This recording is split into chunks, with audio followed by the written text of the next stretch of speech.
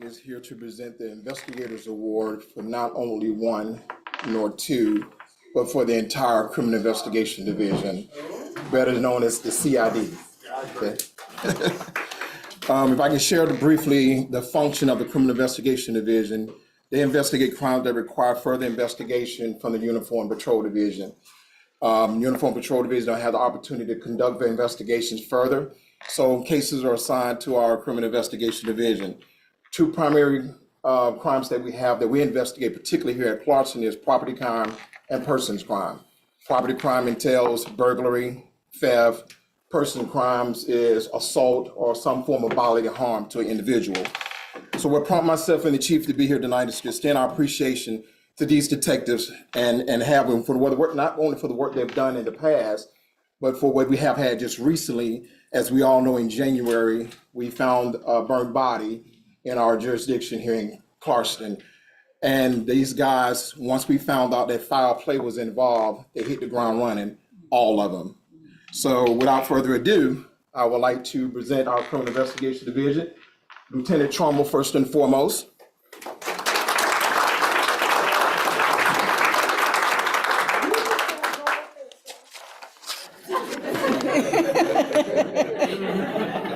Yes, I'm standing up for it. I have to share that when these guys hit the ground running and start the investigation, time is of the essence for CID. Time is not on our side. Things tend to evolve in a good way or a bad way. In this case, particularly in January with this homicide, they arrested two suspects for murder within 24 hours, which is a big deal in CID.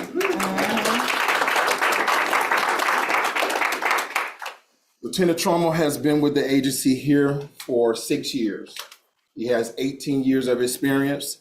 He was recently promoted from sergeant to lieutenant last year. And he not only was he a criminal investigative supervisor, he also entailed, when he got promoted, had charge of doing the uniform division and the criminal investigation division for now. So with that said, Lieutenant Trumbull also, with many years of experience coming from the DA's office and coming here, so he has the background of extensive investigation, where he allowed him to oversee this whole arrest and operation with the guys. Our next detective is Detective Feldman.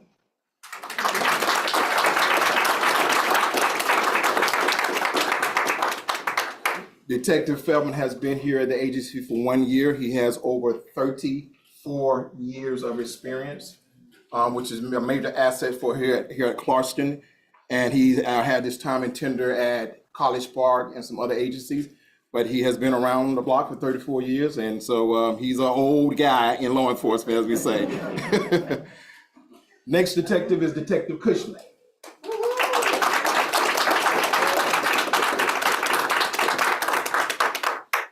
Detective Cushman came here to Clarkston. He's been here with us 7 months, and he has 16 years of law enforcement experience, and also has some tenure working at the DA's office as well, with investigative experience as well.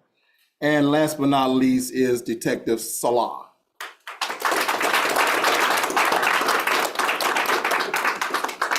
And so Detective Salah is a familiar face. He made the city employee of the month, if I'm not mistaken, and in January. And that he has 5 months here at Clarkston and 12 years of law enforcement experience. With these guys and with over 50 plus years experience of law enforcement, that's really huge for an agency our size to have the experience with these guys. And they have really been hitting the ground. I can truly tell you, I am honored to work with these guys. They keep us informed on everything, and with the aggressiveness and the time that they put into 30 plus hours of trying to make an arrest, because they know, again, time is not on our side.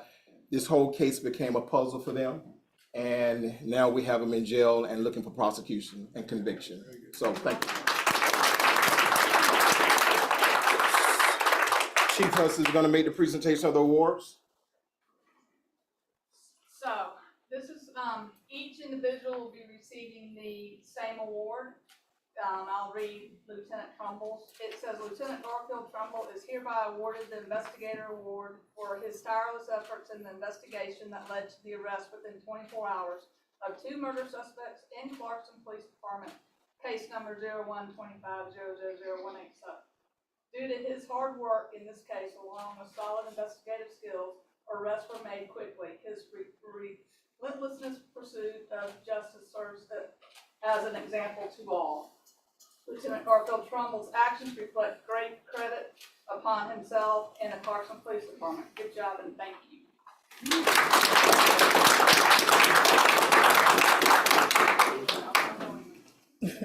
Okay.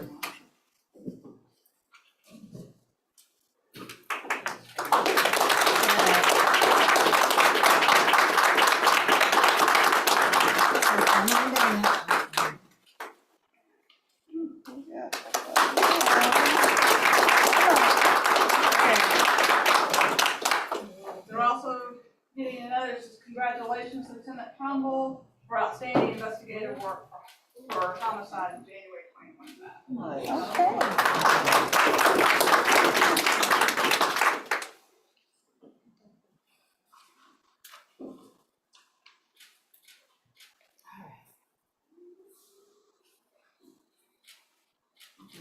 Let them do their shot and then we'll do the group shot. We're gonna let them and then we'll get you. So if I can hear you guys take one step back for me. And then if we can have, see, from the tone or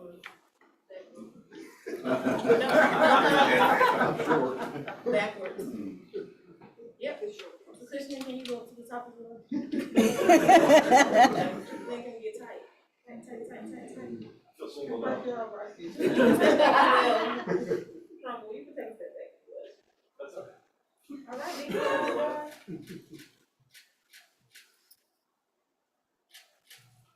Thank you. Okay.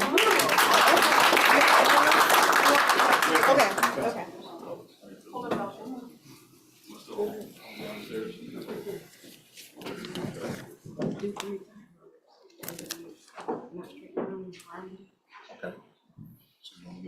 Come on, I will just do the grant for me.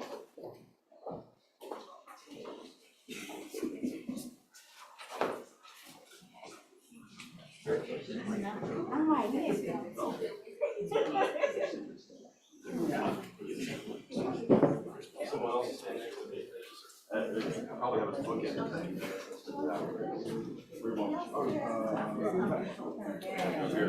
You wanna come up one?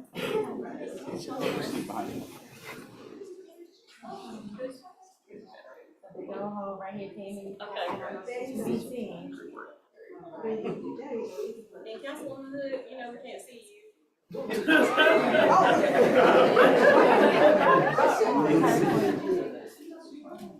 Councilman Perkins, can I have you move to the side of Councilwoman Hood, please? Which one? On this side? Yes. Yes.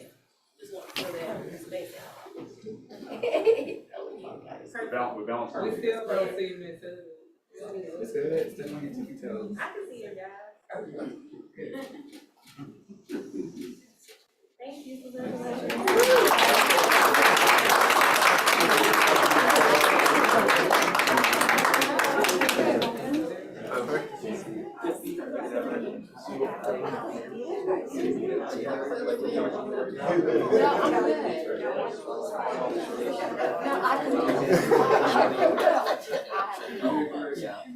Congratulations. Thank you.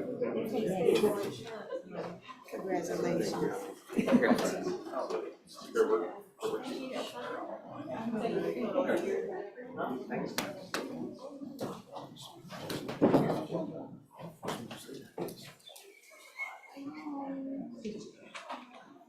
Family came, that's so sweet. Okay. All right. Yes, and congratulations to all. We'll now move to item 3C, which is to approve the following meeting minutes, and that's number 1, February 3rd, 2025, special city council call meeting, 10 a.m. Number 2, February 3rd, special call city council meeting, 6:30 p.m.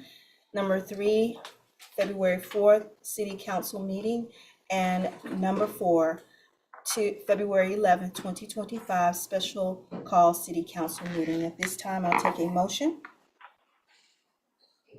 I have a motion, Madam Mayor. Yes, Vice Mayor move- Johnson. Thank you. I move to approve the following meeting minutes. February 3rd, 2025, special call city council meeting. February 3rd, 2025, special call special meeting at 10 a.m. and 6:30, I apologize. 2/4/2025 city council meeting, and 2/11/2025, special call city council meeting. Is there a second? Okay, it has been properly moved and seconded to approve the following meeting minutes. February 3rd, 2025, special call city council meeting, 10 a.m.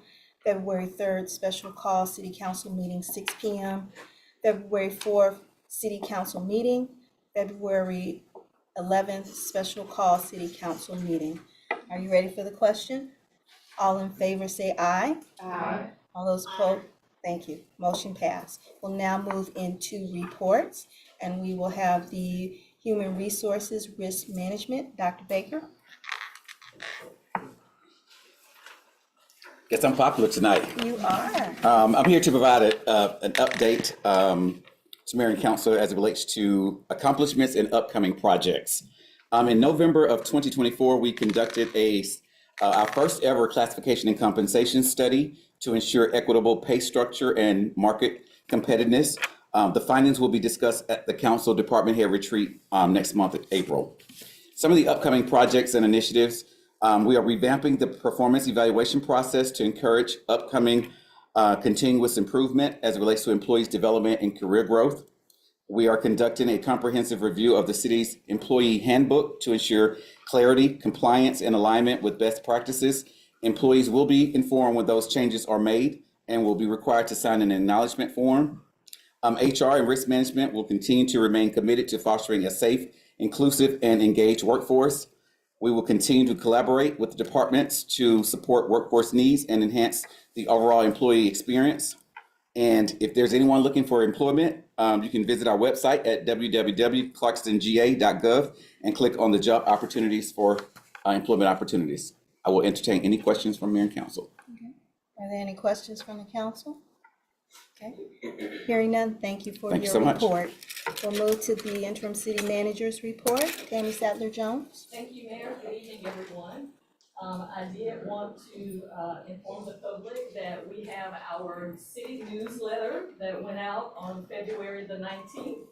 Hopefully you got a chance to review the newsletter. If you did not, I would encourage you to check out the back of the room. We have a QR code that you can put in your information to receive our future newsletters. And also you can go to our city website as well. And I do want to thank Ms. Latanja Burdett, our communications director, for the great work that she's doing and telling all the great things that we are doing in the city of Clarkston.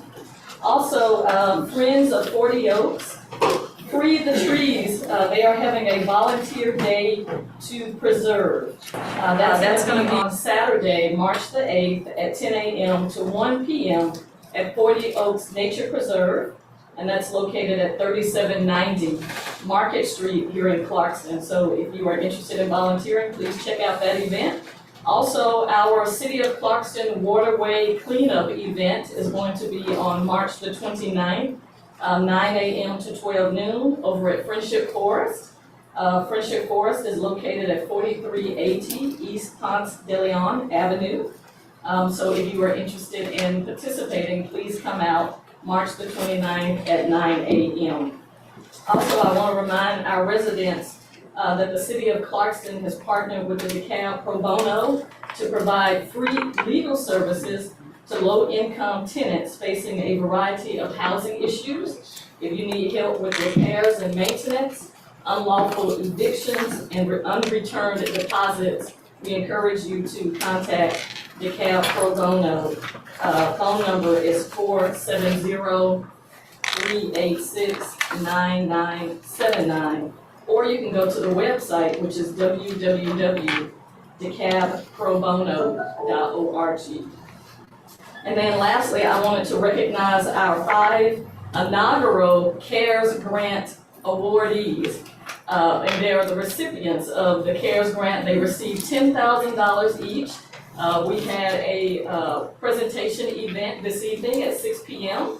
And the 5 organizations are Women Watch Africa Incorporated, Quality Care for Children, Refugee Women's Network, Remerge Incorporated, and Veterans and Community Outreach Foundation. So congratulations to those groups, and we encourage any organizations who desire to assist our residents here in Clarkston to apply for the next round of our grant application process, and that will be distributed via our website. And we look forward to all the great work that they will do here in the city of Clarkston. And I want to congratulate all of our staff for all the great work that they do. And that's all that I have to report at this time. Thank you. Okay, thank you, and then we'll move to Oh, the, one more thing. oh, yes. Street paving is in process. Larry, why are you not looking at me? Street milling and paving is being done citywide. Please refer to the city's website for more information. Thank you. Okay, thank you. The city attorney's report? Good evening, Madam Mayor. Nothing to report tonight. Okay, we'll move to council remarks, starting with Vice Mayor Johnson. Thank you, Madam Mayor. I just wanted to say thank you, to follow up, on what the city manager said.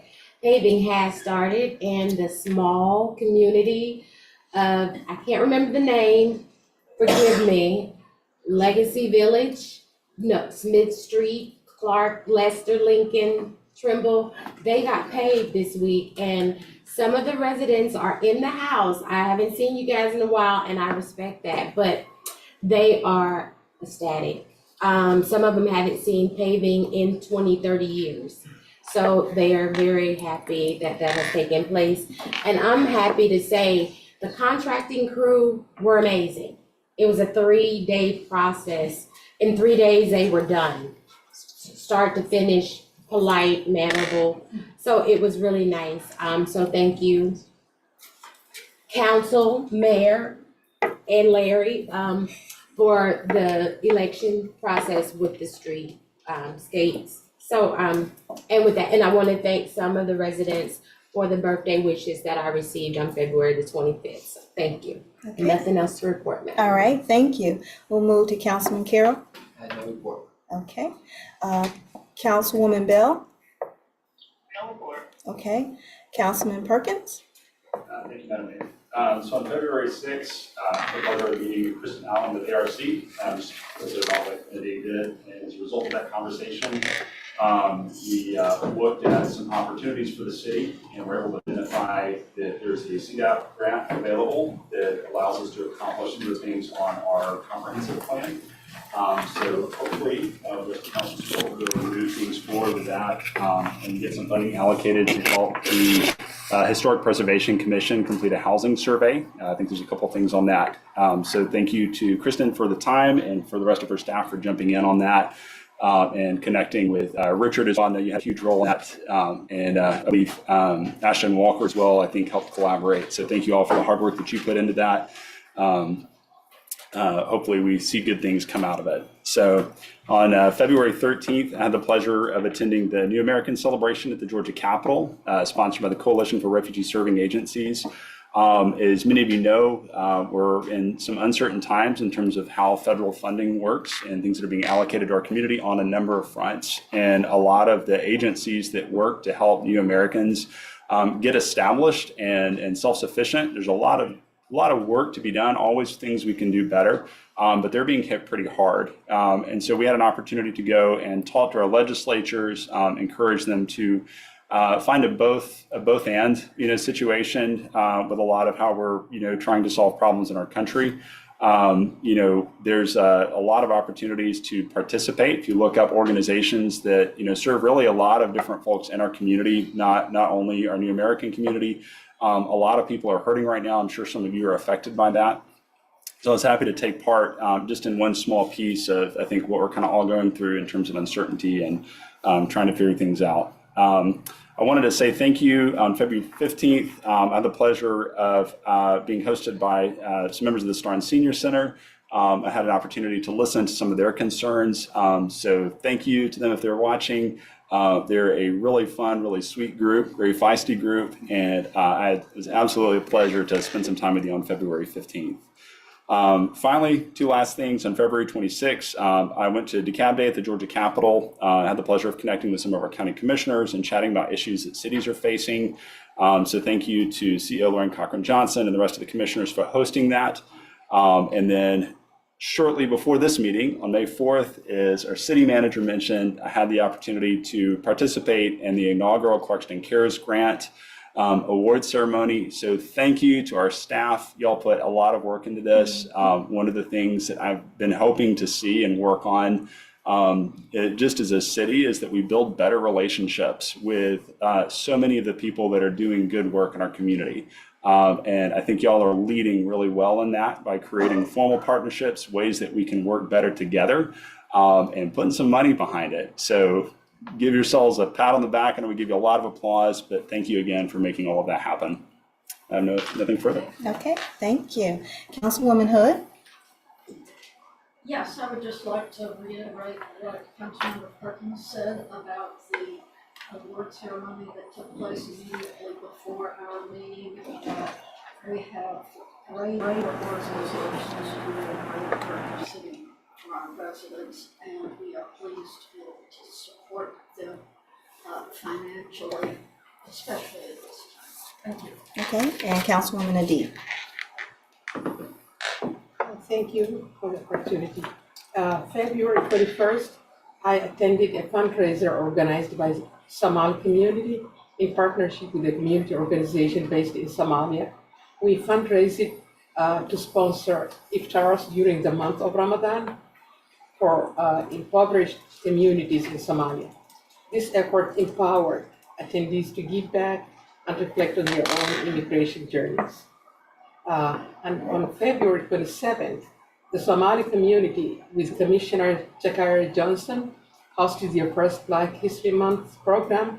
Attendees included representatives from CEO Lorraine Cochran Johnson's office, community members from throughout DeKalb, and there were imams from the masjids from nearby, and the event included speech, storytelling, and a selection of foods from African American and Somali cultures.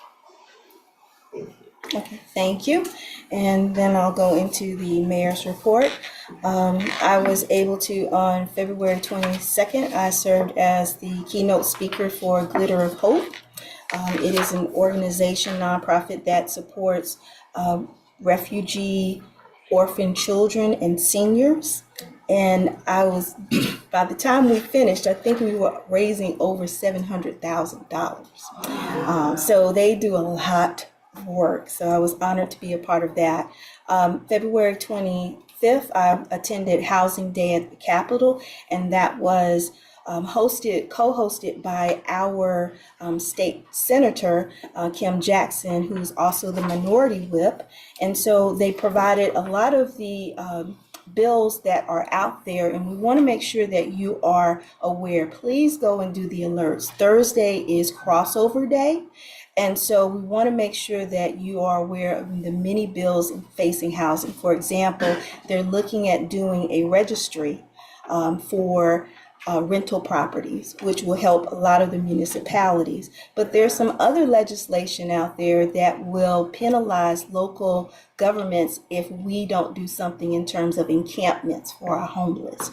So we want to make sure you stay active at this point, because Thursday again is crossover day.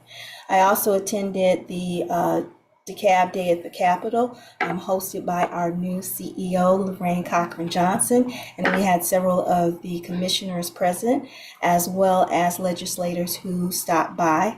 We were grateful as leaders to be there to support her as she takes our county to the next level, and we're looking forward to that wonderful relationship. And finally, I was happy to be a part of a wonderful publication, the last publication from Harvard Public Health. So the city of Clarkston was featured, as well as Councilwoman Adie and many of our nonprofits. And so we were talking about the issues that many of our new Americans face in terms of healthcare. So we were honored to be a part of Harvard Public Health's last publication. So that was a quite good one. And we'll make sure to share that out. And so with that, that ends the mayor's report. We'll move into section 5, which is public comments. Any member of the public may address the council during the time allotted for public comments. Did I let Councilwoman Bell, did you, Councilwoman Bell? She didn't have. She did say no. She said no. Okay, I just want to make sure. Each attendee will be allowed 3 minutes for comments at the discretion of the presiding officer. The public comment period will be limited to 40 minutes and is not a time for dialogue. If your public comment contains a series of questions, please submit those to the city clerk in writing. This will facilitate follow-up by the council or staff. The city council desires to allow an opportunity for public comment. However, the business of the city must proceed in an orderly, timely manner. Do we have anyone signed up? Marty Quinn.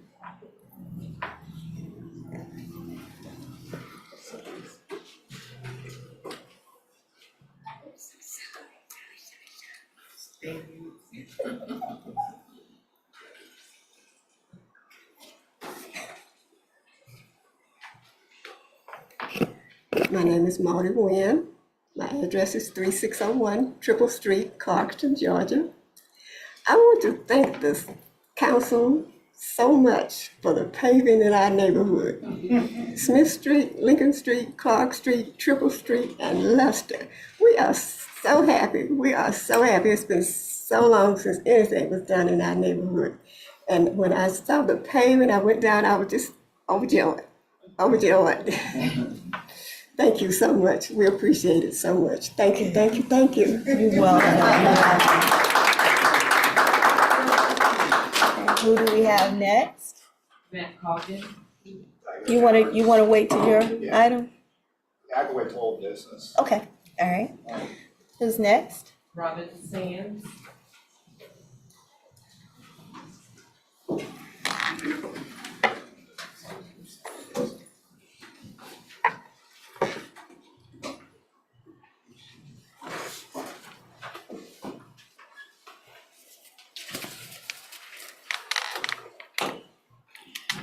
My name is Robin Sands, and can you hear me? I'm seeing head shakes. Yeah. Okay. I live at 3730 Carroll Park Drive. I'm here to speak to you about item C on the new business, I believe. My daughter also owns a house in Clarkston. She lives at 3873 Nielsen Court. She purchased the house in 2018 all by herself. And she has been living here, paying taxes and voting ever since.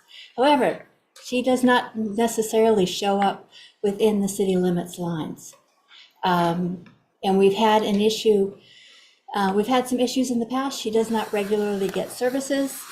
And the big issue was that when her car was stolen from her carport in fall of 2023, her security system is registered with Clarkston PD, but the county came out because it was after hours, and Chief Hudson never got the report. I had called the chief to ask about anything else that needed to be done to protect the house, and she had zero information on a car that was stolen, trashed. It was found, but it was unusable, which is it's kind of a big deal. So I do think this is not an urgent request. I just noticed that this was on the agenda last week. Catherine's house was still not listed in the original list. So there may be other houses out there that are paying taxes and not necessarily within the lines. But it would be nice. Right now, I'm serving as her recycling agent. There's a few other things that just get dropped through the cracks. So that's all. Thank you. Thank you. Can you repeat the address? It's 3873 Nielsen Court. Sure. Clerk Mitchell? It's on the list, probably. It's on there. It's on there. It's on. Oh, it is now. It's been added. Yeah, it's been added. I gave it to Richard Edwards and got it down on the list, Yes, but it was not original. yes, on there now. Thank you. Fred Holloman.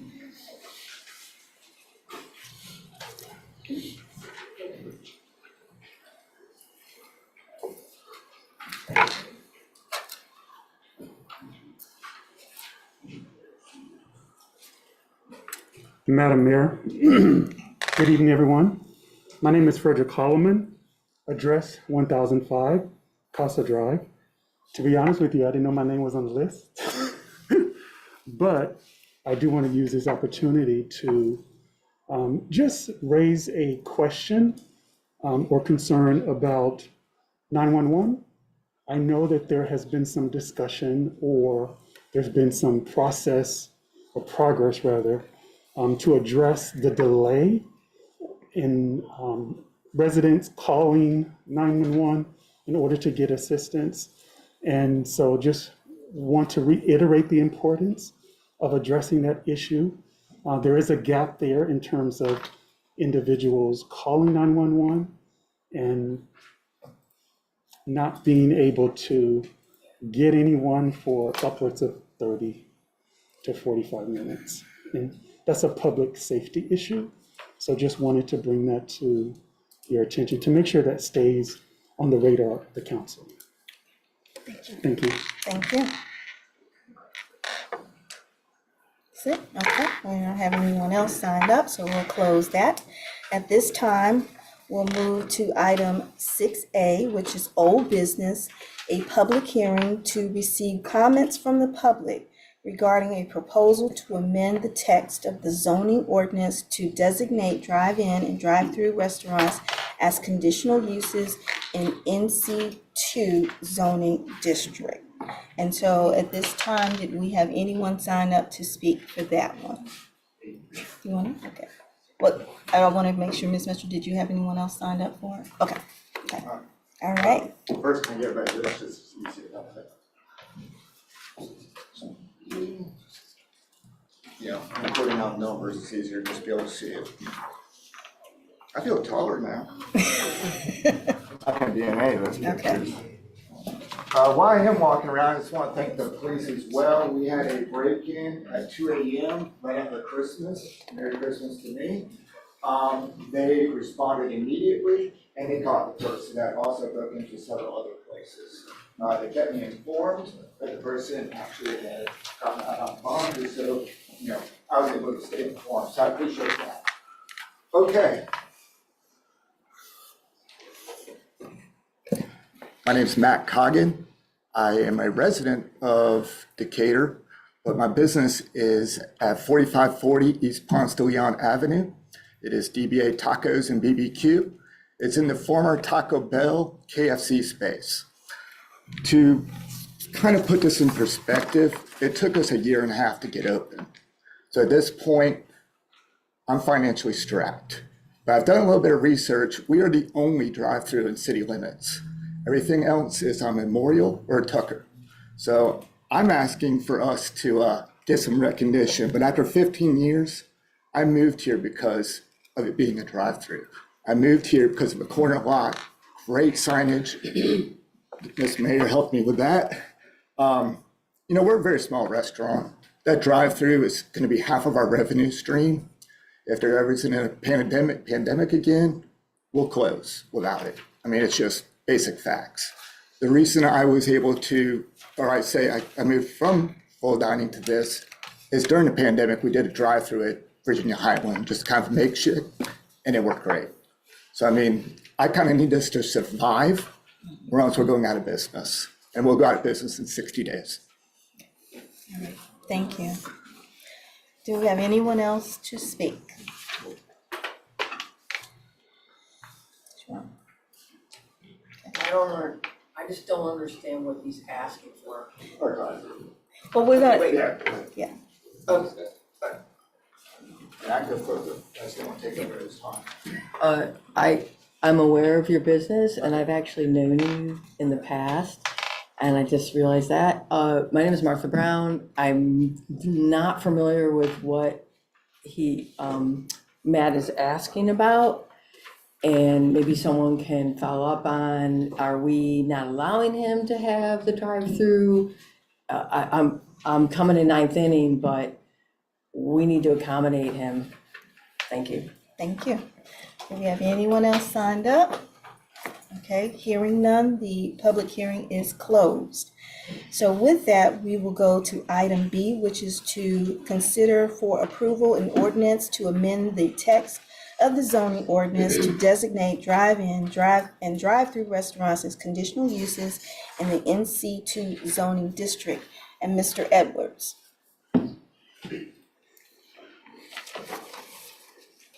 All right, thank you, Mayor and Council. So this is to consider an approval of an ordinance to amend the text of the zoning ordinance to designate drive-in and drive-through restaurants as conditional uses in the NC2 zoning district. So currently, the way the new zoning ordinance that was approved about 1.5 years, 2 years ago is written, we do not allow drive-throughs anywhere in the city. And unfortunately, Mr. Coggin's business had been closed for more than a year since it was the Taco Bell KFC, so it fell under the non-conforming clause. So we couldn't allow the drive-through to reopen without updating the zoning ordinance to allow conditional uses. And on this one, staff went in and did research, and we found that there's approximately 29 properties that are zoned NC2. And with that, this would allow all 29 of those properties to apply for a conditional use permit, which has to go through 3 public hearings, and then city council gets the ultimate decision. So this would not be allowing drive-throughs anywhere by right, but with conditional approvals from city council. And with that, on this one, staff is recommending approval of this. And with that, that would allow Mr. Coggins to apply for the conditional use permit and come back to you all. Okay, all right, thank you. Thank you. So at this time, I will take a motion for this item. Have a motion, Madam Mayor. Yes. I move that we approve an ordinance to amend the text of the zoning ordinance to designate drive-in and drive-through restaurants as conditional uses in the NC2 zoning district. Is there a second? Okay, all right, it's been properly moved and seconded to approve an ordinance to amend the text of the zoning ordinance to designate drive-in and drive-through restaurants as conditional uses in the NC2 zoning district. Is there any further discussion? Ready for the question? All in favor, say aye. Aye. Okay, all right, motion passed. All right, we'll move to item 7, which is consent agenda. And at the work session, we had several items, as you see, listed from A to G that the council did not need any further deliberation. Therefore, we can have those to be voted upon at one time. So at this time, I will entertain a motion from the council to approve the following items from A to G. Have a motion, Madam Mayor. Yes. I move that we approve the consent agenda A, to approve the reappointment of Ashton Walker to the Historic Preservation Committee, B, to approve the reappointment of Brenda DeCarlo to the Planning Board, C, to approve the reappointment of Lisa Williams to the Planning Board, D, to approve the reappointment of Felicia Weiner to the Planning Board, E, to approve resolution pledging practice and flexibility in Clarkston, F, to approve the resolution authorizing contract promotion responsible bidder of parks management in from Island Park, pool management for 2025 swimming proceeds in the amount of $78,004 from the general fund, and G, to approve resolution denying a claim for damages certified payment for bill. Is there a second? Okay, it's been properly moved and seconded that we approve items on the consent agenda A through G. Are you ready for the question? All in favor say aye. Aye. Okay, motion passed. Now we'll move to new business, which is item 8A, a public hearing to receive comments from the public regarding a proposed resolution approving a variance request to allow a dumpster enclosure in the front yard of the property located at 3643 Market Street, parcel number, ID number 1809605004 at Clarkston Plaza. And so, Mr. Edwards, why don't you come up and just give an overview so people understand what it is before we have the public hearing? All right, thank you, Mayor and Council. So as you just stated, this is to consider approval of a variance from section 607 for off-street parking requirements and section 412B3 accessory structures and uses to accommodate a dumpster enclosure in the front yard at 3643 Market Street. On this one here, with the updated site plan that you received from the last meeting, the applicant is requesting to move the dumpster to the western side of the property towards North Indian Creek. In the center aisle there, it would take up approximately 3 parking spaces. And with that, staff is recommending approval with the following conditions. Condition 1, the development shall be substantially in compliance with the site plan dated November 8th, 2024. 2, the architectural design shall be substantially in compliance with the elevation renderings dated September 23rd, 2024.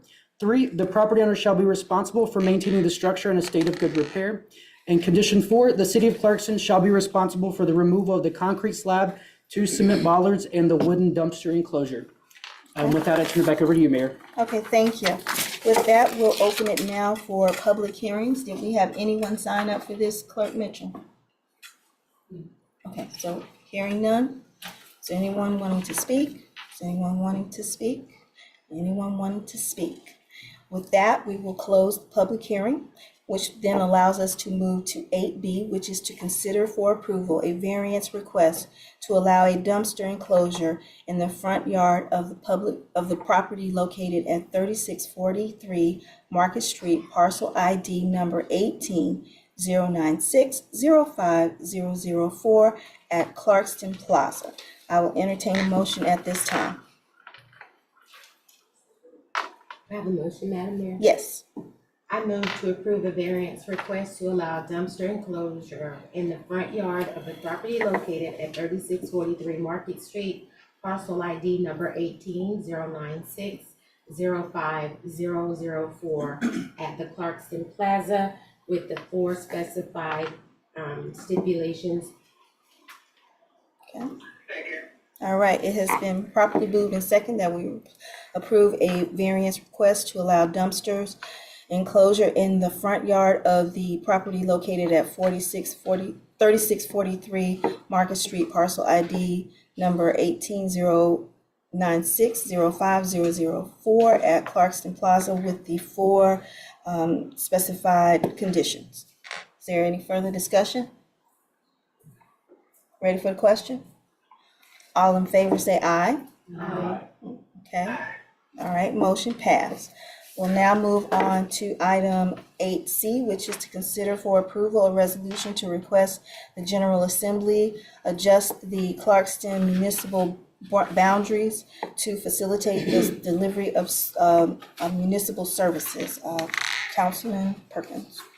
And so as we discussed in our work session, we have a really brief history of this. If y'all have any questions, you can go into some detail in person questions that I'm salary. So as is noted in the resolution, when Clarkston was established, the original boundary of the city was described as a point on the map, the boundary extending 1/2 mile in all directions. Which has been noted, if you're dealing with pasture and farmlands, it's not a big problem. But when city and county start to divide land and subdivide things, you end up with a curve that can intersect other property boundaries. So in 2024, we had 2 residents come to us and ask for their properties to be de-annexed because even though they had voted in previous Clarkston elections, they showed up to vote in the city election in 2023 and were turned away at the ballot box in spite of them paying ad valorem taxes to the city. They'd also experienced experienced issues with municipal services, EMS dispatch, and things like that. And so we ended up de-annexing them at the request in 2024.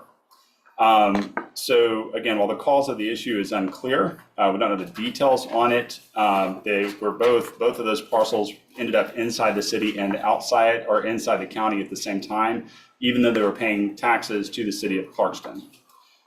So after that situation, we looked at just that curve that was created by the original city boundary and assumed that situation probably was not unique. And so in the spring of 2024, I worked with our staff, we investigated the situation and identified over 28 additional parcels that were both in the city and in the county that could be similarly affected.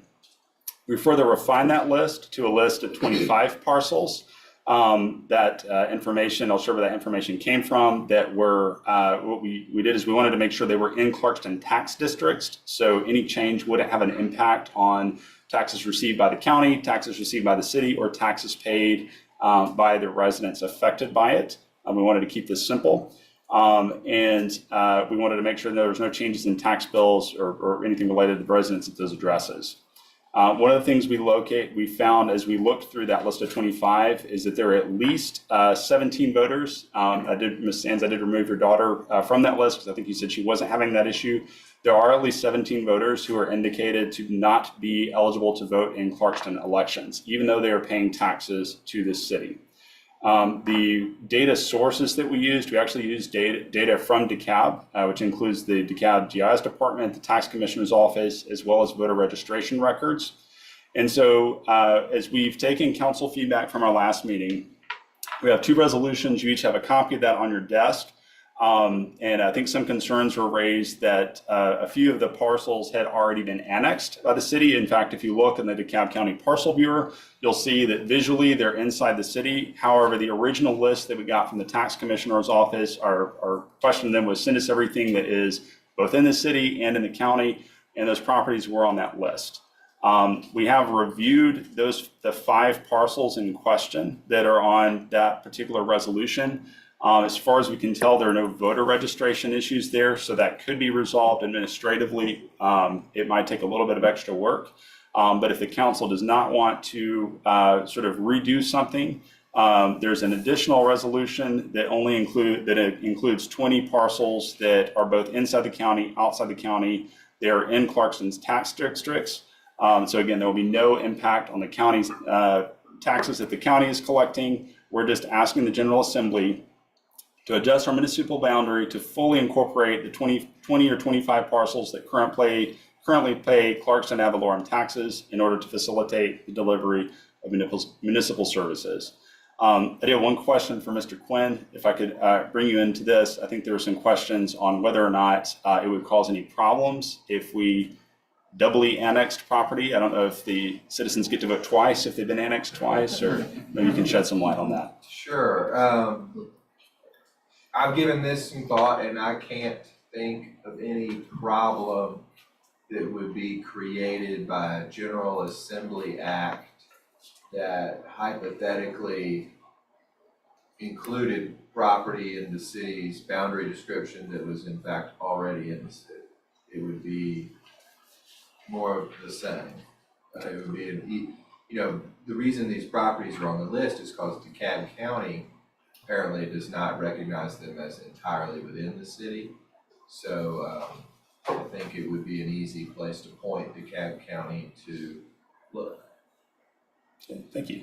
I got one more question for you. Could you give us sort of a bullet pointed explanation of the different ways that cities can, we can solve this issue? So, well, let me break that down. So the first question would be, is it possible to have parcel that's not been subdivided that is in both the city and the county? So that's part A. I'll let you answer that, and then I got a part B that's a little bit more. Okay. Yes, it's possible. We see that it's occurred. So, at some point, the part of your question that I think is not, that I would answer no to, is that at some point I think they were subdivided. But it is possible through an act of the General Assembly, whether that act occurred a long time in the past or recently, they can draw the lines anywhere they want. Now, a local annexation like by Clarkston could not act in that way. Okay, so that leads into my second question is, could you outline, excuse me, my understanding is that there are a few different ways that annexations could happen. So we've talked through what it looks like for the General Assembly to do an annexation. That's sort of the trump card, or the ace of spades in terms of being able to, to do things in one go. There's a few other options that cities have. Could you outline those for us? Yes, I'll give a quick version and then you can ask me if you want more. Sure. So the General Assembly has delegated annexation authority to cities, and they have created 3 methods of local annexation. First is the 100% method, in which 100% of the owners of one or more pieces of property, parcels, apply to the city. Second is the 60-60 method, in which 60% of the owners of an area as measured by acreage of the area, and 60% of the registered voters residing in that area all apply for annexation. Finally, there is the seldom used resolution and referendum method, in which a city government adopts a resolution requesting annexation. The county government adopts a resolution consenting to the annexation, which then sets up the referendum, in which it is presented as a ballot question to voters residing within the annexation area. And if they approve by a majority vote in the referendum, the area is annexed. Thank you. Okay. Of the methods we discussed from an administrative standpoint, which would be the simplest? From the city's administration point of view, well, I would say definitely the General Assembly, because they do the work, at the Capitol. Yeah, thank you. So I think we've kind of heard the different options here. This isn't the last chance we would have to address this issue, but in terms of efficiency, in terms of timeliness, in terms of us having an upcoming municipal election in the fall, and the number of departments that would need to adjust their maps to make sure that we don't run into any voter issues at the ballot box again.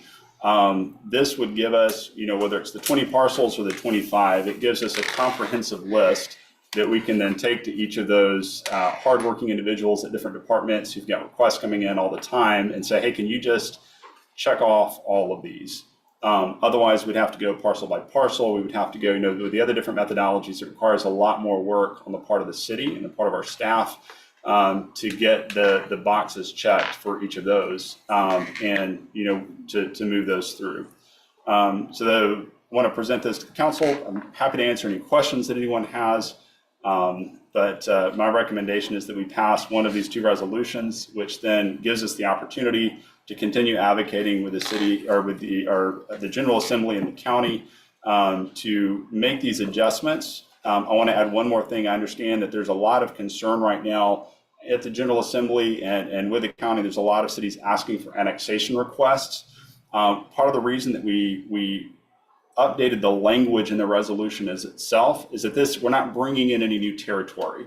And most, if not all of the other requests are saying, hey, you know what, let's grab that business and just bring that into the city. Let's actually take something that's in the unincorporated DeKalb and bring it into our incorporated city. That's not what we're doing here. Again, there's no change in taxes. We just want to make sure that people who are already paying taxes have the ability to vote for the people that represent them and have access to the services that they're already paying for. So thank you, Madam Mayor. Okay, thank you.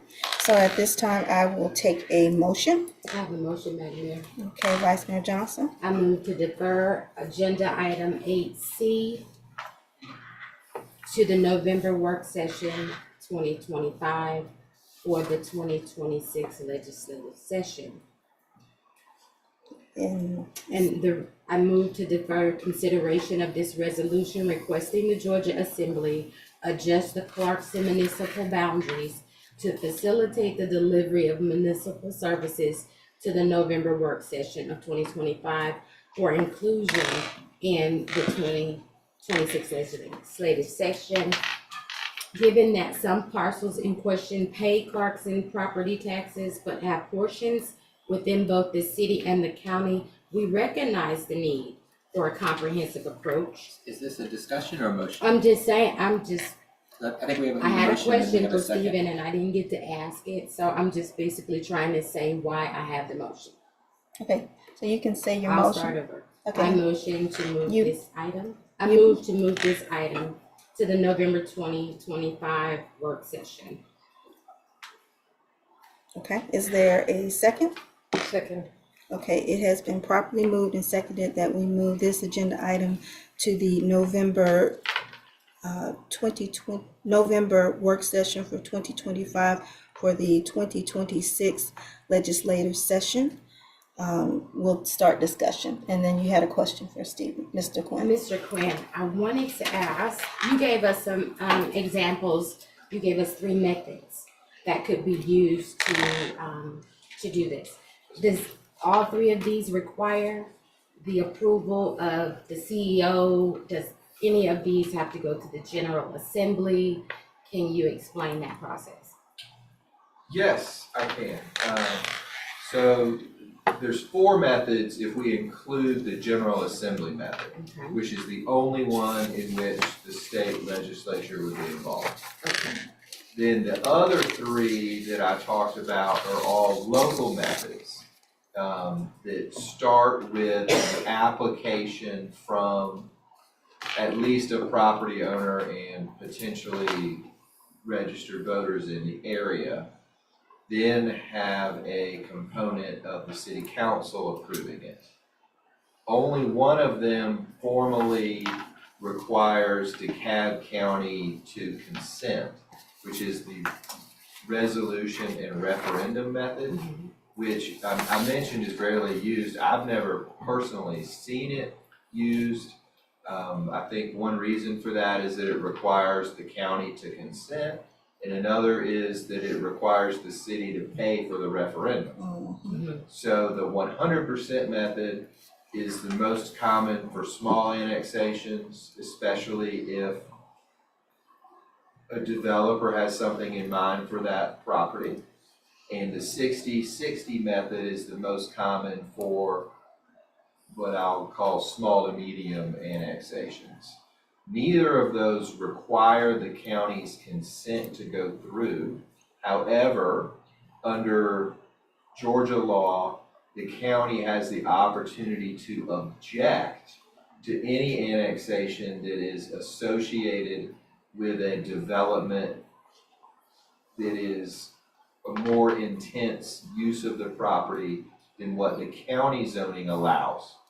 So what we have before us tonight doesn't involve any rezoning and therefore would not give the county a chance legally to object. So what you're saying is that what we have before us is not a request that the Georgia General Assembly adjust the Clarkston municipal boundaries? Is that what we're dealing with here tonight? Which does not include the three options you gave, is that correct? Right, well, the draft resolution is to ask the General Assembly to take action, which they could either honor that request or not. Right. It's totally at their discretion. Yeah, But I'm not sure I understood the question though. Well, basically, the three options you gave does not require the General Assembly. Correct, So in none of the those. event that we defer this item to the November work session, we could still conduct one of these three methods that you spoke about without the assistance of the General Assembly. Yes, I agree with that All statement. right, thank you. Okay. And then I have a question for the clerk as it relates to the individuals. I think there were 17 parcels that were identified that the individuals were unable to vote based on, and if that, That would be me. That was. okay. Since they are, for the majority, technically in the city of Clarkston, is that something that in terms of working with the DeKalb voter registration office, is that something that we could do to ensure that those people are able to vote? Okay, so we can still, between now and October or whatever day, have them available to vote. So I'll allow you to speak on that. So during the election process, the DeKalb County normally sends a electors list with all the registered voters, active and inactive. And so what we'll do is take that list of 17 and confirm that they're on the electors list. So, but to that point, one of the issues that came up previously was that, can we do that sooner than later? I guess that's the bigger question. Yes. Okay, so we can do that, let's say before May. Yes. Okay, so we can ensure that everyone on that sheet that is kind of questionable in terms of their ability to vote, that we can make sure that they are registered voters in the city of Clarkston, so they will be able to vote in November. Correct. Okay. We also have to keep in mind that there is a cutoff date for to register the voters. Okay, I have a question for Stephen. So I remember when we dealt with this previously, the two people who were de-annexed, they were not able to vote because their bedrooms were technically outside city limits. So what happened in that case is the backyard was inside city limits, but the house itself was outside city limits, and because of that, they weren't eligible to vote. Am I remembering that correctly? Yes, I believe so. Okay, so for the people on this list, let's say they were in a similar situation, which I think is true for some of the Foxtrell apartments, where part of Foxtrell apartments is inside Clarkston, but some of these 10 voters, their bedrooms are outside of Clarkston. Right. So if their bedrooms are still outside of Clarkston, they're not annexed in, they would not be able to vote in Clarkston elections under those circumstances, unless the area incorporating their bedrooms was actually annexed in, right? Yes, taking the hypothetical you gave, that's how the voting precinct is determined, is where is the residence? And if the line splits the residence, it can get all the way down to where is the bedroom. It's kind of weird, but it also happens with school districts. And I guess it's just the best way the law has come up with to address those unusual situations. So under that circumstance, unless the area where the bedrooms are was actually annexed in, these people couldn't vote in Clarkston. So the only way to let the people that are paying taxes right now in Clarkston all vote in Clarkston is to actually annex in at least the residence or where they sleep at the bare minimum, right? They wouldn't necessarily be, I mean, I don't know the facts about Right, who's now I'm not paying asking which about the facts of taxes, who's but paying what. they but- need to reside in Clarkston, which would come all the way down to where do they sleep in the case of a split parcel. Okay, so that's not, so like, let's say the situation was back in this scenario where just the backyard is inside city limits, but the residence itself is outside city limits. Right. There's nothing administratively we could do with the CAB to let those people vote in Clarkston as long as their bedrooms are not inside the city limits, correct? That is a correct statement. Okay. okay, thank you. But they do have the option of the 60-60 method in that case. Or in that case, even easier, the 100% method. If If they they all own the apply. property If they all themselves. apply. Both of those would be in play. Right. And so the question is, for the apartment complex, we would have to deal exactly with the owner of the apartment complex, not the individual tenants. Is that correct? Correct. I mean, I'm assuming that the complex has just one owner, Mhm. which would make the 60-60 method moot. And if that owner wanted to apply for annexation, then they would bring with them all their tenants if it was approved. Okay. All right. Any other questions? I Yes. do have a comment. So in order to do any other method, you have to have an application from each individual property owner, which means the city has to consider each application and we have to get each individual property owner to apply. In the case of apartments or like a landlord, they may not be as interested in letting their tenants vote. That may not be a huge high priority for them, and we can't make them apply if they don't want to. So I think it's just more safer to go through the General Assembly method to both allow voting, which we can't do any other way other than annexing in the bedrooms, as we just heard, and also to make sure the service delivery runs smoothly. Because again, as long as there's some question of whether or not the residence is entirely within Clarkston or not, there's going to be problems with trash, with recycling, with police. I mean, we heard Robin Sand's testimony about that. There's other people that I'm sure are facing this issue that don't even realize that they may have it. So rather than trying to go through and find 20 people, make them all apply individually, approve each application, just administratively it would be easier if we just go to the General Assembly and say, hey, these people are all already paying Clarkston taxes. All we're saying is that they should also, if you pay taxes, you should get services and you should get to vote. And I don't think there's anything more American than that, saying if you pay taxes, you should get to vote. So and if we wait this till November, there may be some people that don't get to vote. Even though they'll be paying taxes, they'll be paying their property taxes, they may not get to vote. So that's why I think we should do it now, do it before the election in November. I don't think we should delay it. So that's my question. Thank you. Thanks. Any other? Now, one more thing to add on Yes. on that data. So the data that we have in front of us those are bedrooms outside of Clarkston. And so in terms of the methodology, we have access, there's a way to access voter registration data. It's, how you get all the texts from everybody, and you can get that from the Secretary of State's office. And so we went by, actually confirmed this, went through and double checked the list this morning with our city clerk. The data that's on here are people who are currently disenfranchised. So this isn't something that is hypothetical. We could risk it, and maybe it's a situation where somebody didn't dot an I or cross a T. But currently, this is the most recent data from the Secretary of State in terms of registered voters at that location. What it does not include is addresses where someone might begin to rent or hasn't registered yet. And so this is not something that we want to wait until November to resolve, because again, to get all of these maps aligned, to make sure the GIS is correct and everything else, this stuff takes time. We've already put a tremendous amount of work into it. Our staff have already put a tremendous amount of work to it. This again doesn't guarantee that the General Assembly will pass something, but what it does is it gives official council approval saying, hey, we would like this to happen. They can always say no, but it keeps the conversation going. If this dies tonight, we aren't able, then we're going to run out of time. While crossover day is Thursday for local acts, that's more of a loose deadline. It doesn't rely on crossover day. We do have some time, more time for conversations. Again, our state reps, did approach me at the beginning of the year, because I brought this up last year and said they were interested in it. And so we have a conversation.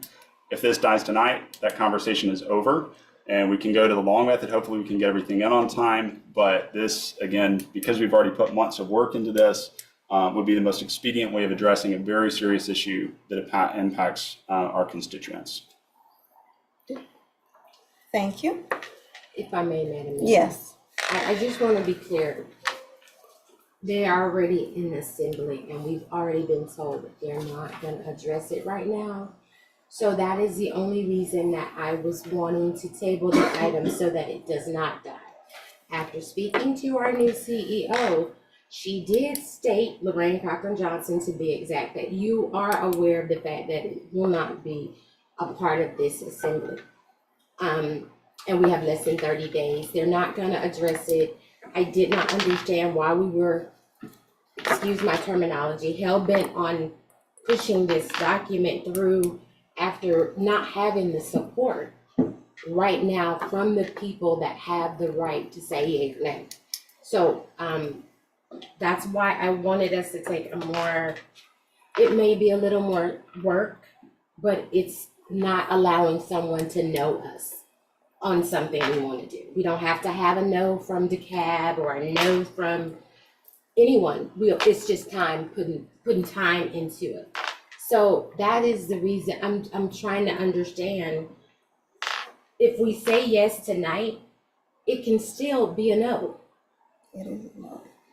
And having a new CEO with her own agenda, and has already blatantly said she's not doing annexations right now, but she has a plan for DeKalb County coming down the pipeline that will benefit everybody. So respectfully, I thought we were going to give the lady a chance to get in her seat and do her job, because she has big shoes to fill, coming behind a CEO of 8 years, and we still have issues. So knowing that she said she has something coming down the pipe as far as annexation for the entire DeKalb County, I just didn't see this being a priority tonight.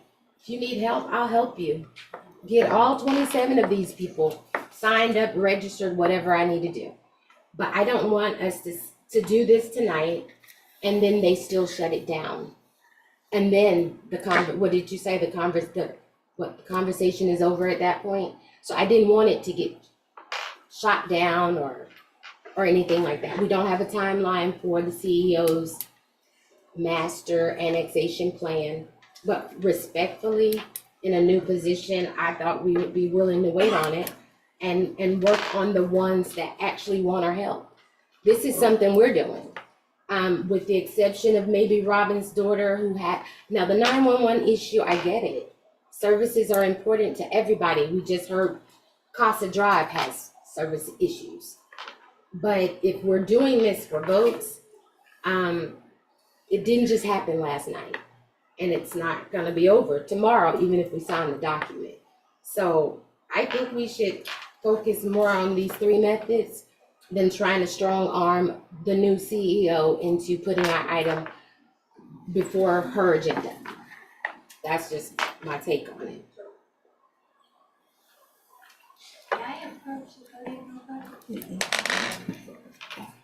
Any other comments from the council? I just don't think this is strong arming anyone. This is saying the council wants this issue fixed. We're not saying the CEO is wrong or that her plan is bad or anything like that. All we're saying is we think if you pay taxes in Clarkson, you should be able to vote in Clarkson and you should get the Clarkson services. And that's it. If you disagree with that, then vote to delay it. If you agree with that, then you should vote to say we want it right now. Actually, Well, to your point, Councilman Carroll, because the attorney has given us another option, we can make sure that the people are not disenfranchised. But what And if we they can don't also, apply? I'm speaking. So, just to make sure that it's clear, the other piece is the person in terms of our minority whip, who is our senator, has said that at this point, she's not doing it. So she's made it very clear that she's not doing it. Now, respectfully, we are going to make sure that anyone who is disenfranchised, particularly the 27, 25, whomever, number one, will ensure that they have the right to vote, because at this point, crossover is Thursday, and there's a 1 month from the end of the assembly. 2, we've been given the option of 3 methods for us to ensure that anyone who has a bedroom outside of the city limits, that we can ensure that those people will have the opportunity to be a part of the city completely. So, based on the conversation on what was stated by the clerk, we can ensure that and confirm that those people will have the opportunity to vote in this election in November. Also, we can make sure that we can have either the 100% or the 60-60 method. So no one will be disenfranchised in terms of voting. No one will be disenfranchised in terms of getting service delivery. And then we'll work to ensure issues such as 911, because again, as stated, even in the city limits, there's still a delay. So we can work, and especially since I am the chair for the DMA, to ensure that from a policy working with DeKalb County, that we address that as a collective group from all the municipalities within the city. So I wanted to make sure I stated that again. So there's another option to that point. And thank you for bringing that point in terms of making sure that we provide a service, make sure that all the services are provided to the residents, and ensure that they are quality services that are not split among our residents. So I wanted to make sure I brought that point up. Vice Mayor Johnson. I'm good. You answered my question. Any other discussion? We can do all that too if the legislature doesn't pass. Yeah. If we pass this, legislature says no, we can still do all the other things you said. There's nothing stopping us from doing that. I'm just saying, we can do this now and the legislature may pass it. We don't have to do all those other things. But if they say no, then we'll just follow your We've route. already said no. Well, if the sponsor said no, she was gonna sponsor it. Then that tells you right there. We'll see. Yes. Yes, this is very complicated. We are just now this evening getting the detailed information, some of the detailed information that would support and reflect on the research that has been done. And it appears that there may be other issues or other parcels that also have this situation. The information that we've been provided is last minute and in my opinion, not thoroughly presented. I think more research is needed, and tabling the item will allow the research to continue. As long as these issues can be thoroughly researched, and there's more to the issue also, and it's going to take a lot of collaboration between the county and the city. For instance, the 911 dispatchers in DeKalb County need to know who to call based on a map or a list of properties and that sort of thing, and that hasn't, as far as I know, been looked at. So my view is, let's keep going, it's important, but please don't categorize me as someone who doesn't care about someone paying taxes and not getting to vote or anything like that. That's just not correct. And I think it does a disservice to those of us who think this is an important matter, but that it needs more research. And as the city attorney and the city clerk have indicated to us how this can be fixed, and I would rather us go back and answer as many of these questions. There's a list here that says unknown under eligible, and so that's where I am with this. Thank you. Okay, Councilwoman Bell. Thank you, I just have a question, a clarifying question, I think that we can get to the attorney. Can you explain to me, just so I understand, how these individuals will still be able to vote? It's like something dealt with a couple of years ago. And those individuals came to our council chambers and advised that they, if they were not able to vote based on where they were not hired in their bedroom were. So tell me if you can give insight or attorney pleading on how we're going to be able to allow them to vote when this has not been something in the past. And as it relates to the list, we got the list like 3 weeks ago. So I think the list is, I think that's a resolution and an option right now. But my take on this is that I serve as a pleasure of the resident. And so it is, in fact, they're paying their taxpayer dollars for services that they're supposed to be able to receive on a consistent basis. So we allow us to do our due diligence as the council, as a whole body, to say everyone who's going to get this. We can't determine what the state legislature is going to do, nor can we determine the CEOs and the county administration what they're going to do. But we can illustrate to our residents what we have done and our power to move forward with. And like has been mentioned before, even if the state legislature decides not to move forward with this resolution, we'll come back to the drawing board on how we annexate them in. And this is not new. We talked about this before across the street from our park. And it's 3-step, 4-step process basically of getting those individuals that want to be in our city room.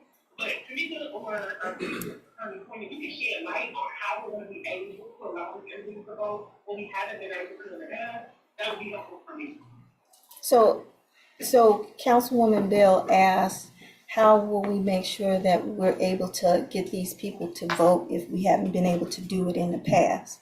I think when we dealt with this situation, it was during the actual election cycle where they were doing early voting. And so that was part of the issue in terms of us being able to determine if they were in the city of Clarkston versus DeKalb County. And I'll let you elaborate on that. So that, we only had two residents come forward. Once that situation came up, there was a lot of back and forth with the county elections office, the GIS department, as well as the tax assessor's office. Since then, we contacted the tax assessor's office. They sent us over a parcel list of all the parcels that were on the boundary line in the city and also in the county. None of those residents, outside of the two that we've already taken care of as far as the de-annexing, I have not heard from any of them as of yet, and so that's something that I would have to move forward with talking to the county just to make sure, cross-checking our list. Okay. And I think to follow up to that piece. I think I heard Councilmember Bell ask, how could they be paying city taxes if they can't vote? And so I think the answer to that is it's property that's taxed, not people.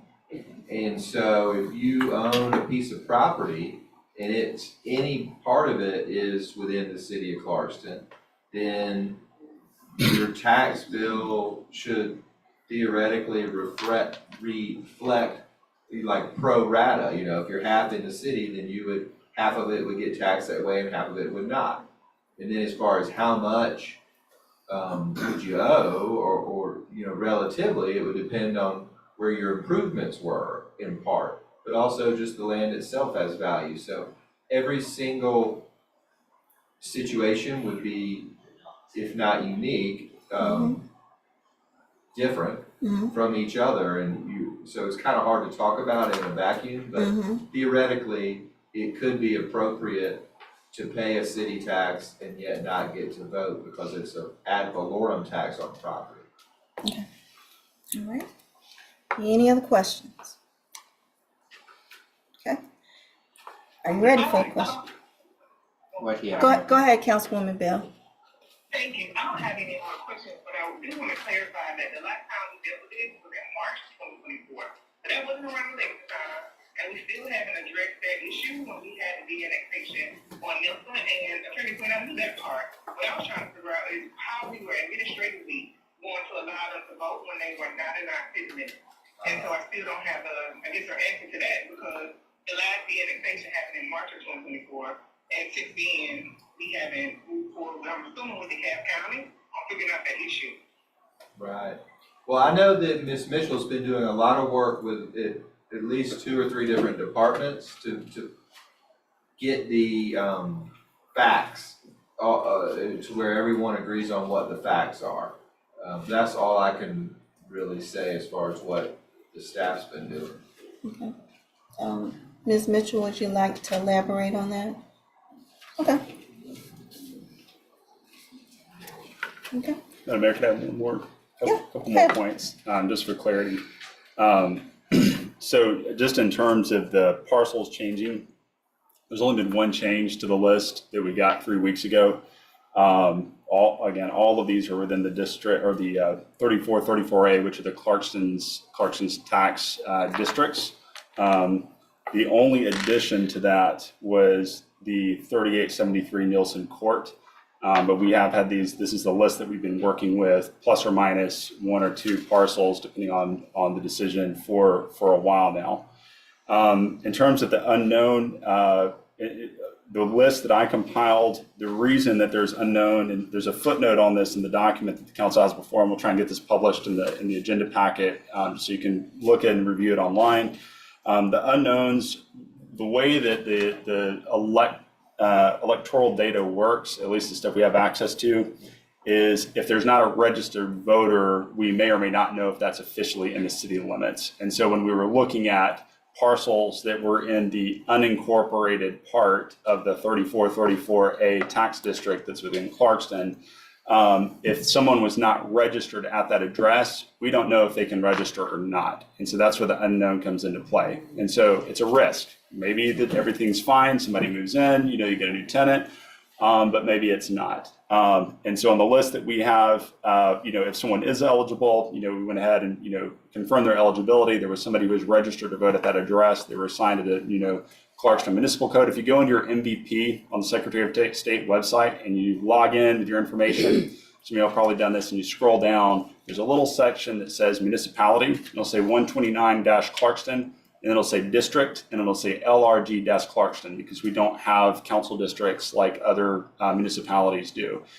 Voters that are in that, and it sounds like there may even be some discrepancies with that, but what we're doing is we're risking those people not having that designation on their voter file, which according to Attorney Quinn, can only change if their actual house is in the city limits. That's the standard way that it's looked at. And one final thing, let's see, addressed. I think the tax district change, you mentioned that it's possible, I think in some cases, for someone to get kind of a dual tax bill.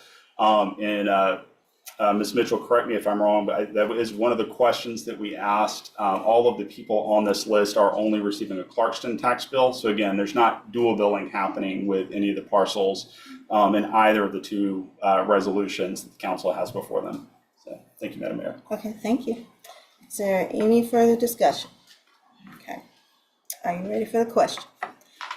All in favor to defer the consideration of the resolution requesting the Georgia General Assembly adjust the Clarkston municipal boundaries to facilitate delivery of municipal services to the November work session of 2025 for inclusion in the 2026 legislative session, say aye. Aye. All those opposed say nay. Nay. Okay, aye, it passes. All right, we'll move to the next one, which will be number E, which is to go into executive session to discuss personnel. Oh, D, okay, I'm sorry, D. To consider for approval a resolution to approve the correction of certain erroneous stormwater utility fees assessments by correcting equivalent residential unit calculation for certain commercial and industrial properties. Mr. Kaiser. Good evening. I will not go through my 15-minute dissertation, but I'll spend about 2 minutes to go through why we're here. So, a little background about stormwater utility fees and how they're assessed. And then we'll go into where the calculations that were made back in 2006 were incorrect. And what we're here to do is correct those miscalculations. So if you are in a residential home, you get assessed $63.97 every year for stormwater. That residential unit is the same for any single detached residential homes in Clarkston. That's 1,500 square feet. Every home is assessed 1,500 square feet. That's one ERU, one equivalent residential unit. If you have, as an example, 10,000 square foot of impervious area on a commercial lot, you take 10,000 square feet divided by 1,500, and you have 6.7 ERUs. 6.7 times $63.97 a month. So your fee, if you're a commercial unit, 10,000 square foot of impervious area, would be $428 a year. In 2006, whoever did the GIS work, the measuring of commercial industrial properties in Clarkston, measured them incorrectly. So we have about 250 parcels of land that are commercial that were measured incorrectly, and they were underbilled for the past 18 years. There were 44 commercial units that were overbilled. So what we're going to do is, and we've already done the calculations, the table's attached, we are going to correct all the ERUs for all the commercial and industrial properties. And in doing so, we will have a correct stormwater utility assessment billing going to the tax commissioner in DeKalb County before April 15th. I did want to go through real quickly and mention what the next steps will be. I think this is important to talk about this very briefly. So in doing what we talked about in terms of correcting the stormwater utility billings for those commercial industrial parcels, both underbilled and overbilled, the steps we're going to do and proceed forward with is really 4 steps. One is we're going to communicate with all the commercial and industrial property owners whose fees were incorrect, underbilled, overbilled, and we're going to have a public information meeting sometime this month or early April and allow folks to come in and ask questions face to face. That's step 1. And the draft letter is attached. We are going to update the billing and accounting spreadsheet and move forward with submitting that to the city finance director, who in turn will forward that to the county tax commissioner before April 15th. We are going to refund the 44 accounts that were overbilled, and of the 250 accounts that were underbilled, we are going to correct those underbillings and make the numbers correct. So we're going to have some pretty significant increases for the commercial parcels in the city of Clarkston. No residential billings will be affected. That residential unit stays the same, so we're not speaking about residential buildings at all here. One item that was on the previous work session that was taken off of this was the townhouses and condominiums. That dollar amount, that difference was pretty insignificant. It was like $1,100, I think, for all of the units. So what Mr. Quinn and I spoke about is, let's address that, maybe even later next year. Go through the stormwater ordinance changes next month, talk about those, but wait for that part of it until next year, because there's some issues there that I believe we need to relook at in terms of duplexes, townhouses, attached, detached. There's some complications there I want to be sure we're 100% right about, but that difference is minor, so let's address it next year and not try to complicate the matter. And so we're all talking about today is industrial and commercial parcels only. So there's a resolution here that Mr. Quinn prepared. Do I need to read it, or is this there? Basically summarizes everything I spoke about. Yep. And that's it. Okay. All right. So I entertain a motion at this time. I have a motion, Madam Mayor. Yes. I move to approve the correction of certain erroneous stormwater utility fee assessments by correcting equivalent residential unit calculations for certain commercial and industrial properties. Okay. You're gonna approve a resolution. A resolution to do I that. didn't say, I said I approved a resolution. Okay. to Okay. Approve the corrections. Okay. Is there a second? Second. Okay, it has been properly moved and seconded to approve a resolution to approve the corrections of certain erroneous stormwater utility fee assessments by correcting equivalent residential unit calculations for certain commercial and industrial properties. Is there any further discussion or any discussion about this item? Are you ready for the question? All in favor to approve a resolution to approve the correction of certain erroneous stormwater utility fee assessments by correcting the equivalent residential unit calculations for certain commercial and industrial properties, say aye. Aye. Okay, motion passed. So at this time, we'll go into E, which is to go into executive session to discuss a personnel matter. I would like, so for everyone, we'll take a little time, and then we'll come back from the executive session to go into item F. So at this time, everyone has to come out of the council chambers. I have a motion, Madam Mayor. Yes. I move to go to end this come back meeting afterwards. and go into Yeah, executive. exit. Yes. You can if you want. You can come back if you want.